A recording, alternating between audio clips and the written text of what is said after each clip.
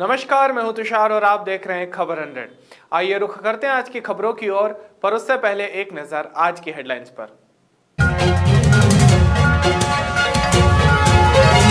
CM Shivraj ने की press conference, बढ़ते कोरोना संक्रमण पर बोले सीएम। उपचुनाव में हार के बाद मंत्री इमरती देवी ने दिया इस्तीफा।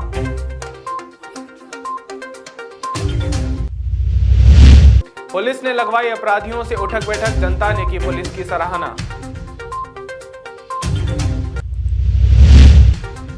8 घंटे में 8 आरोपी गिरफ्तार, पुलिस ने रेप मामले का खुलासा किया।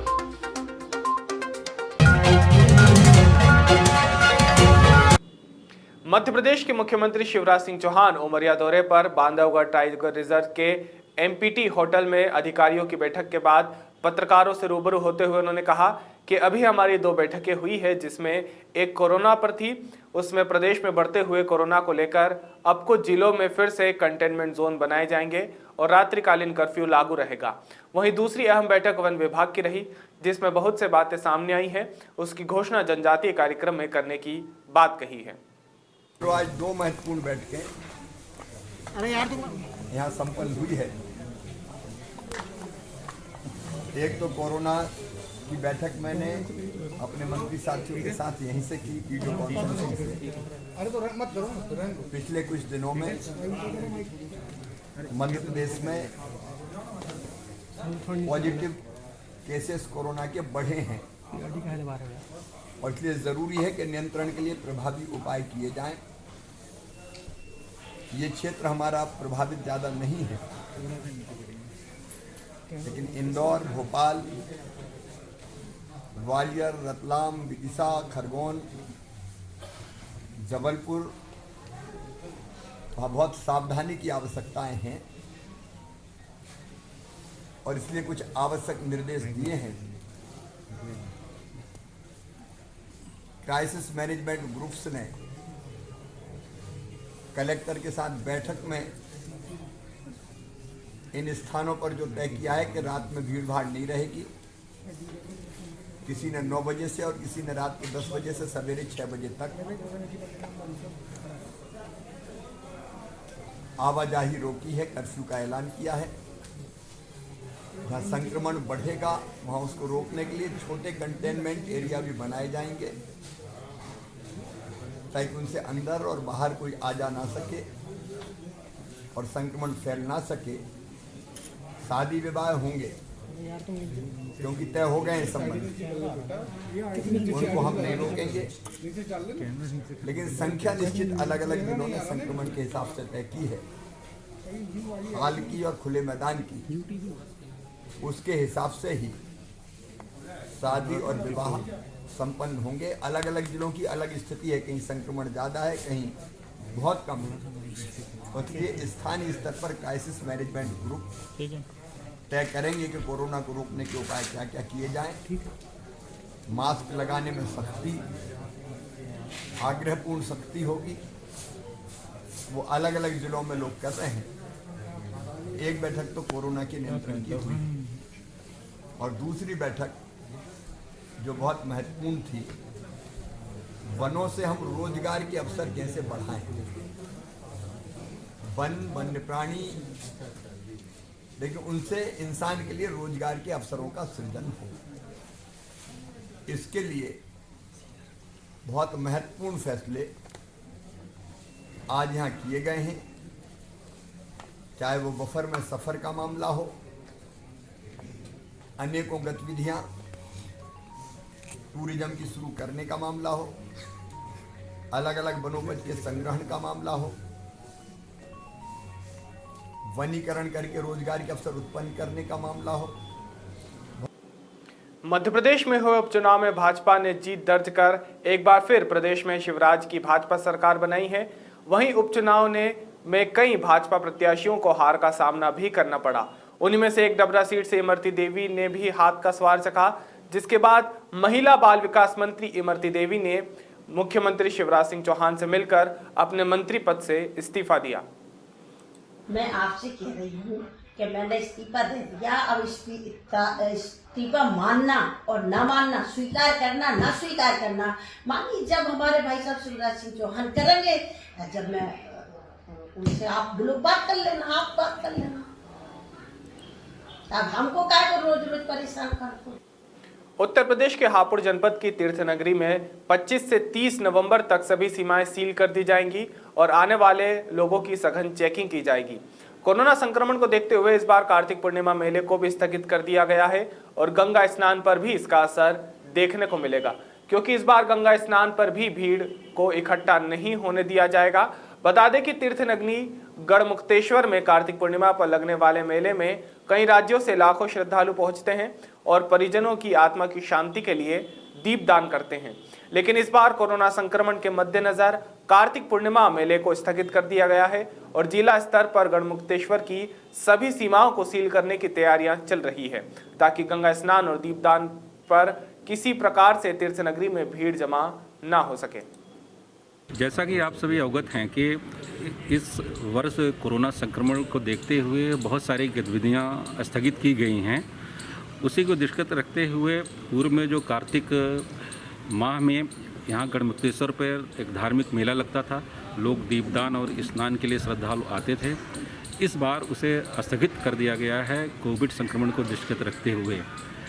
उसके संबंध में पुलिस प्रशासन ने एक अपना प्लान तैयार किया हुआ है, क्योंकि ये माना जा रहा है कि ये आस्था का विषय है। बहुत सारे लोग स्थगित होने के बावजूद भी आ सकते हैं। जो हमारी कार्य योजना है उसके अनुसार हम लोगों ने थाना गढ़मुक्तेश्वर से जाने वाले जितने भी रास्ते हैं, कुल 18 हैं, वहाँ पे हम लोगों ने बैरियर की स्थापना की है। इसके अलावा जो जनपदीय अंतर जनपदीय जो हमारे 13 बॉर्डर्स हैं, वहाँ पर भी बैरियर की स्थापना की गई है, जहाँ से इस चीज़ को मॉनिटरिंग होगी कि कोई भी श्रद्धालु जो भी यहाँ पे आ रहे हैं उन्हें समझाया बुझा जा सके, बताया जा सके कि इस बार ये कार्तिक मेला स्थगित कर दिया गया है। इसके अतिरिक्त डाइवर्जन के हमारे 6 पॉइंट्स हैं, वहाँ पर डाइवर्जन के लिए भी फोर्स लगाई गई है। मजिस्ट्रेट भी तैनात किए जा रहे हैं। हमारी जो ड्यूटियाँ हैं वो दिन और रात दोनों लगाई जा रही हैं। हमें जोन स्तर से भी पुलिस बल मिला हुआ है और इसके अतिरिक्त हम लोगों ने फ्लड कंपनी और लॉ एंड ऑर्डर के लिए पीएससी की भी डिमांड कर रखी है। इंदौर की ओमेक सिटी में बिल्डर नितिन सिकरवार के प्लॉट पर ठेकेदार के निर्माणाधीन प्लॉट पर रविदास समाज के मजदूर बबलू को सेफ्टी टैंक के लिए बनाए गए गड्ढे में उतारा गया था और पास में ही जेसीबी से मिट्टी मजदूर बबलू पर डाल दी गई, जिससे मजदूरी करते हुए गड्ढे में मिट्टी में दबने से मजदूर बबलू की मौत हो गई थी। जिसके बाद जेसीबी चालक और अन्य साथियों के साथ बिल्डर मौके से फरार हो गया था। दूसरे मजदूरों ने 1 घंटे पश्चात बबलू को मिट्टी हटाकर निकाला, किंतु तब तक मजदूर की मृत्यु हो चुकी थी। सूचना मिलते ही मौके पर अखिल भारतीय भलाई समाज के राष्ट्रीय अध्यक्ष मनोज परमार पदाधिकारियों के साथ घटनास्थल पर पहुंचे। समाजजनों ने मजदूर का शव थाने पर रखकर लसूडिया थाने का घेराव किया। प्रदर्शन के दौरान मृतक के परिजनों से पुलिस कर्मियों की हुज्जत भी हुई। लसूडिया थाना सीएसपी राजेश गुप्ता और मनोज परमार के समझाने के बाद समाजजनों ने शव को उठाया और धरना प्रदर्शन समाप्त किया और परिजनों को आर्थिक मदद के रूप में मृतक के तीनों बच्चों को 1-1 लाख रुपए की आर्थिक मदद दिलवाई गई।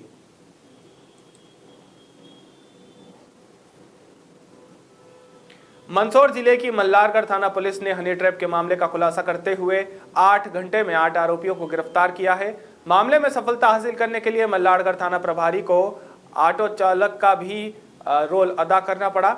दरअसल मामले में युवतियों द्वारा युवकों को प्रेमजाल में फंसाकर पैसे लूटे जाते थे, जिसका भांडाफोड़ पुलिस ने किया है। बता दें, मंदसौर अतिरिक्त पुलिस अधीक्षक डॉक्टर अमित वर्मा ने मल्लारगढ़ पुलिस ने हनी ट्रैप केस मामले का प्रेस वार्ता में खुलासा करते हुए बताया कि युवतियों द्वारा युवकों को प्रेम जाल में फंसाकर बाद में ब्लैकमेल करते हुए रुपयों की मांग की जा रही थी। मल्लारगढ़ पुलिस के समक्ष पहुंचे 2 अलग-अलग युवकों ने आप बीती बताई, जिसके बाद पुलिस हनी ट्रैप गैंग को पकड़ने के लिए सक्रिय हुई। आरोपियों को पकड़ने के लिए मल्लारगढ़ थाना प्रभारी कमलेश सिंगार को ऑटो चालक भी बनना पड़ा और 8 घंटे में 8 आरोपियों को गिरफ्तार करने में सफलता हासिल की है। पकड़ाए आरोपियों में 5 महिला और 3 पुरुष शामिल है। पुलिस ने मीडिया के माध्यम से आमजन से अपील की है कि सोशल मीडिया के इस दौर में किसी भी सोशल साइट पर बनी दोस्ती पर भरोसा कर अनजान जगहों पर ना जाएं, वरना आपको भी हनी ट्रैप की घटना घटित हो सकती है। इसमें पुलिस के द्वारा जो सूचना मिली थी कि कुछ यहाँ से हथियारों का ट्रांसपोर्टेशन हो रहा है, हथियार कहीं दूसरे को भेज जा रहे हैं, संभवतः कि मंदसौर में भी भेज सकते हैं या आसपास की जगह से। इस संबंध में इंफॉर्मेशन मिली थी और पुलिस ने लगातार चेकिंग अभियान लगाया था।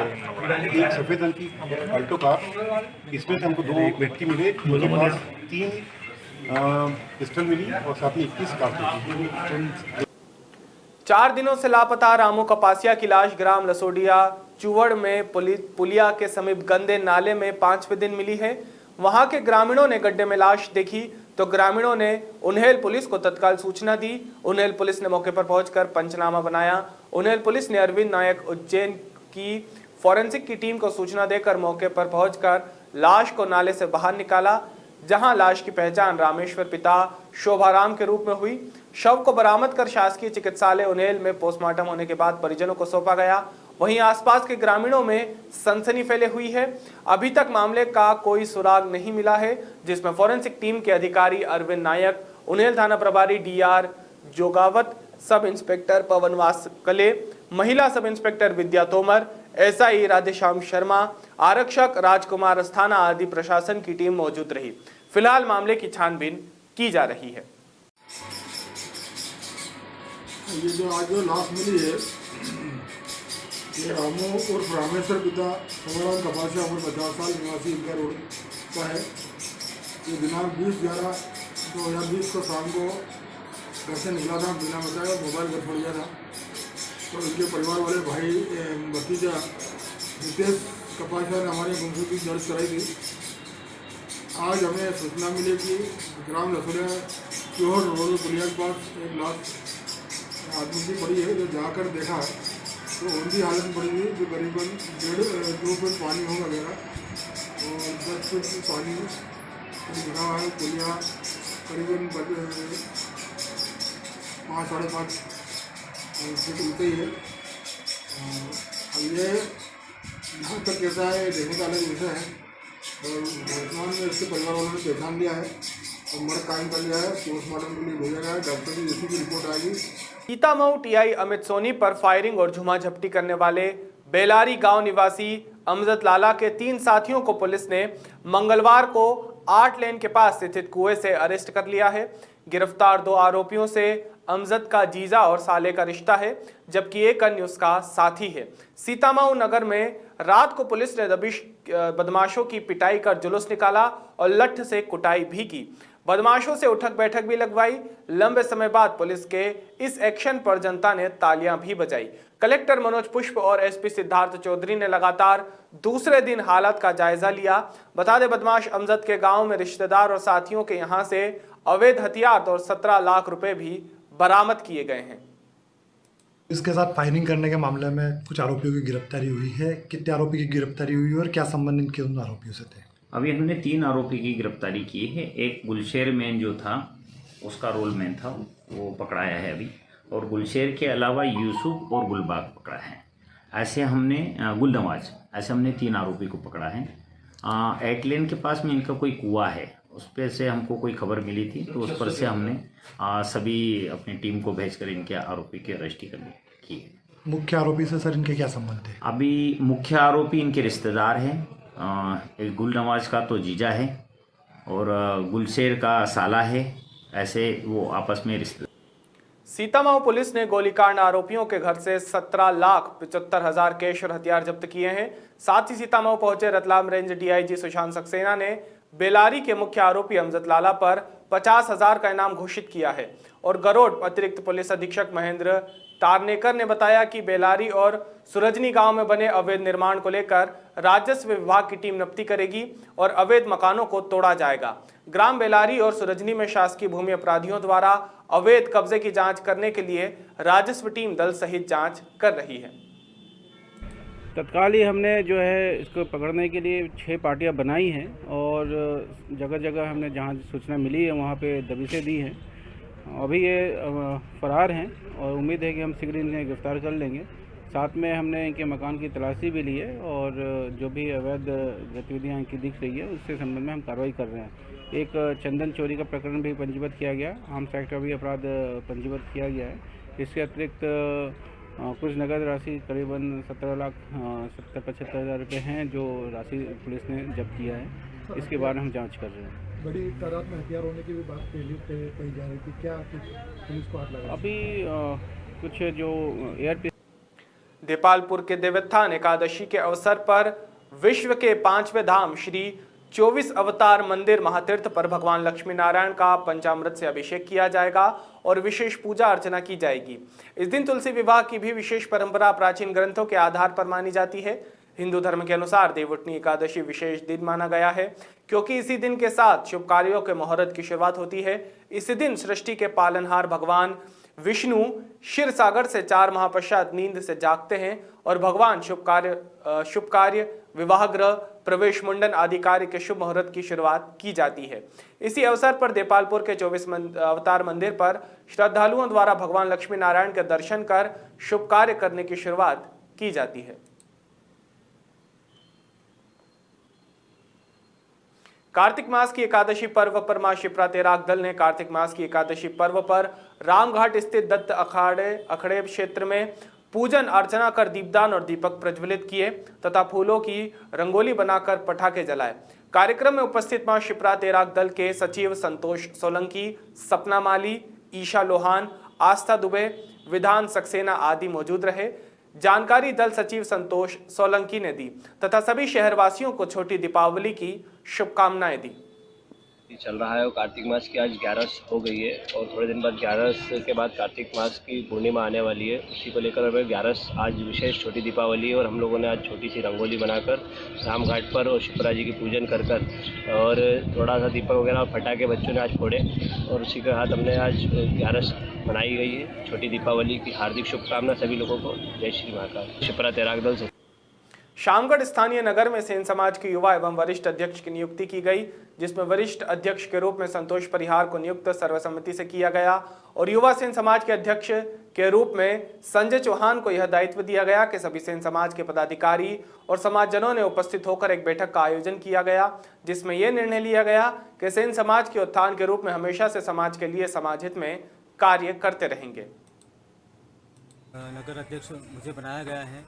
मैं समाज के प्रत्येक व्यक्ति को अपने साथ लेकर चलूँगा और हर व्यक्ति के लिए उनके आवश्यकता अनुसार उनका कार्य करने की पूरा प्रयास करूँगा।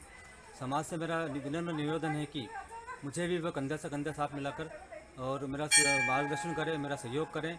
मैं पुनः सभी सेन समाज के शामगढ़ के सभी बंधुओं को का आभार मानता हूँ कि उन्होंने मुझे जो महत्वपूर्ण दायित्व दिया है उसमें मैं खरा उतरने का प्रयास करूँगा और जो मेरी कार्यकारिणी बनेगी मैं उन सभी कार्यकर्ताओं से निवेदन करता हूं कि वे मुझे समय समय पर अपना मार्गदर्शन दें और मेरे साथ रहकर अपने कार्य को अंजाम दे। जय सेन जी महाराज। क्या नाम आपका? संजय चौहान। यहाँ पे आज हमारे कम से कम 40-50 साल पुरानी जो पेंडिंग फिल्म चल रही थी हमारे सेन समाज की, जो आज हमारा गठन हुआ है, तो समाज में मेरे को अध्यक्ष बनाया है और मैं जो समाज ने मेरे को जो जवाबदारी दी है उसको मैं पूरी करूँगा और समाज का जो समाज को जो पीछे जो समाज हमारी कई सालों से पिछड़ी हुई थी, अब हम उस समाज को मजबूत करने की क्षमता रखेंगे। और मध्य प्रदेश शासन सीएचओ के पद पर कार्यरत कर्मचारियों ने अपनी मांगों को रखते हुए बताया कि मिशन संचालनालय, राष्ट्रीय स्वास्थ्य संचालनालय मध्य प्रदेश की संयुक्त आयुक्त द्वारा अनुमोदित किया गया है कि सीएचओ के कार्यदायित्वों में शासन द्वारा टीकाकरण का उल्लेख नहीं था, केवल सपोर्टिंग इन्फेक्शन का ही था। अभी सभी सीएचओ, बीएमसी, एमएमसी, बीएमएस डिग्रीधारी हैं तथा यह कार्य हमारी पद की गरिमा का अपमान है। वहीं ज्ञापन के माध्यम से कलेक्टर से निवेदन किया गया है कि उक्त आदेश को तत्काल प्रभाव से निरस्त किया जाए और एनएचएम द्वारा दिन प्रतिदिन सीएचओ गाइडलाइन में परिवर्तन कर आदेश निकाले जा रहे हैं, जिससे मानसिक प्रताड़ना एवं कार्य करने में असुविधा हो रही है। अगर किसी तरह की गाइडलाइन योजनाएं होती रही तो स्वास्थ्य विभाग की सारी योजनाएं विफल हो जाएंगी। आज आपने किस प्रकार से मीटिंग रखी गई और आपकी क्या मांग है? जी, हम सभी सामुदायिक स्वास्थ्य अधिकारी हैं। शासन के द्वारा दिया गया एक नया आदेश है कि टीकाकरण अब कम्युनिटी हेल्थ ऑफिसर यानी सामुदायिक स्वास्थ्य अधिकारी के द्वारा किया जाएगा, जो कि पूर्व में निर्धारित है कि कम्युनिटी हेल्थ ऑफिसर के द्वारा केवल इसका इंस्पेक्शन किया जाएगा, सपोर्टिव का इंस्पेक्शन किया जाएगा, जबकि अब इन्होंने करने के लिए कहा है, जिससे हमारे पूर्व निर्धारित कार्य जो हैं वो बाधित होंगे और जो हमें जिस कार्य के लिए विशेषता रखा गया है वो कार्य नहीं हो पाने से ये कार्यक्रम जो है विफल हो जाएगा।